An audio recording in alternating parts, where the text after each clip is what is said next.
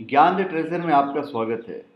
और हम आपको बताएंगे कि हर महीने 500 रुपये लगाकर आप कैसे करोड़पति बन सकते हैं। हम आपको इसके रिस्क फैक्टर भी बताएंगे। देखिए, शेयर बाजार में हर महीने मात्र 500 रुपये लगाकर करोड़ों की कमाई कर सकते हैं। 1993 में इंफोसिस समेत 12 शेयरों में हुआ 4,000 रुपये का निवेश करोड़ों रुपए में पहुंचा है। अगर आप बेहतर शेयरों में खरीदारी कर रहे हैं तो पैसे डूबने की संभावनाएं काफी कम होगी। शेयर बाजार की बड़ी उठापटक से आम आदमी को काफी डर लगता है। ऐसे में कई बार लोग इसका फायदा उठाने से चूक जाते हैं या फिर नुकसान उठा लेते हैं। हालांकि जानकारों की माने तो शेयर में निवेश करना काफी सरल है, और अगर आप इनके कुछ नियम और फंडामेंटल को समझ लेते हैं तो मार्केट से हर महीने मात्र 500 रुपये लगाकर करोड़ों की कमाई करना कोई बड़ी बात नहीं है। अभी कमाई कैसे होती है मैं आपको बता देता हूँ। इंफोसिस का शेयर 1993 में 95 रुपये के स्तर पर था, 95।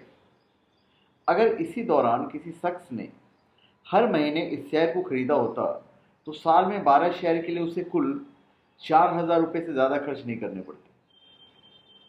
अगर वो इंफोसिस में और निवेश न करता तो सभी डिविडेंड 2000 से अब तक 32 बार डिविडेंड मिला है, और बोनस इश्यू को मिलाकर उसका कुल निवेश अब तक बढ़कर 40 लाख रुपए से ज़्यादा हो चुका होता।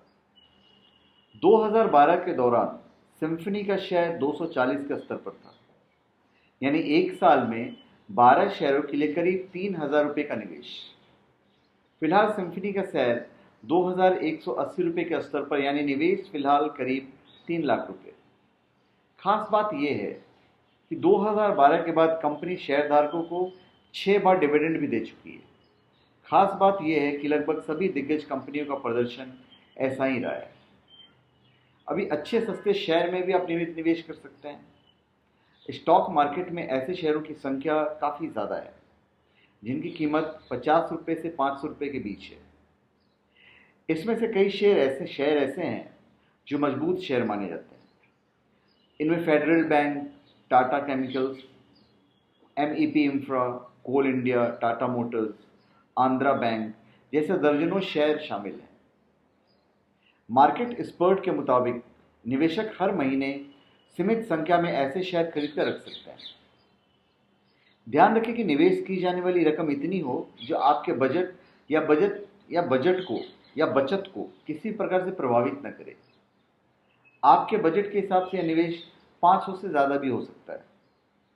ऐसे निवेश काफ़ी लंबी अवधि के होते हैं, इसलिए शेयर के चुनाव के लिए थोड़ी रिसर्च की ज़रूरत होती है। इसके लिए आप ब्रोकरेज हाउस की सलाह ले सकते हैं। अभी इसकी जो स्ट्रैटेजी है, वो स्ट्रैटेजी क्या है और उसका क्या फ़ायदा है, वो मैं आपको बता देता हूँ। यह स्ट्रैटेजी काफ़ी हद तक म्यूचुअल फंड की स्ट्रैटेजी से मिलती जुलती है, लेकिन इन्वेस्टमेंट का फैसला आपका है, तो रिटर्न भी आपको ज़्यादा मिल सकता है। महीने में एक बार खरीद करने से आपको रोज़ रोज़ मार्केट देखने की ज़रूरत नहीं है, और हर महीने का निवेश बजट इतना कम है कि आपको पैसा डूबने का भी डर नहीं होगा। अगर आप बेहतर स्टॉक्स में खरीदारी कर रहे हैं तो पैसे डूबने की संभावनाएं काफ़ी कम होगी। कम बजट होने के कारण आपको अपना फंड निकालने की ज़रूरत भी नहीं होगी। ऐसे में आप मार्केट में अपने निवेश का पूरा फायदा उठा सकते हैं। अभी लंबी अवधि के निवेश का क्या फ़ायदा, वो भी मैं आपको बता देता हूँ। लंबी अवधि के निवेश का निवेशकों का काफ़ी फायदा होता है। इस दौरान कीमतों में बढ़त का फायदा तो मिलता ही है, वहीं डिविडेंड और बोनस जैसे कई फायदों में निवेशकों को मिल जाते हैं। साथ ही लंबी अवधि के निवेश से टैक्स छूट भी पा सकते हैं। अभी इस स्ट्रैटेजी से जुड़े रिस्क मैं आपको बता देता हूँ। मार्केट एक्सपर्ट्स के मुताबिक शेयर कई बार अपने स्तर पर काफ़ी समय तक बने रहते हैं। ऐसे में आप में धैर्य नहीं है तो आप पूरा फायदा उठाने से चूक सकते हैं। आप इस तरह का निवेश अपने बच्चों या फिर लंबी अवधि के गोल के लिए कर सकते हैं।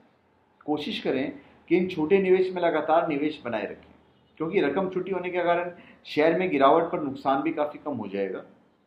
तो धन्यवाद। आप हमारे चैनल पर सब्सक्राइब करें और अपने कमेंट दीजिए। धन्यवाद।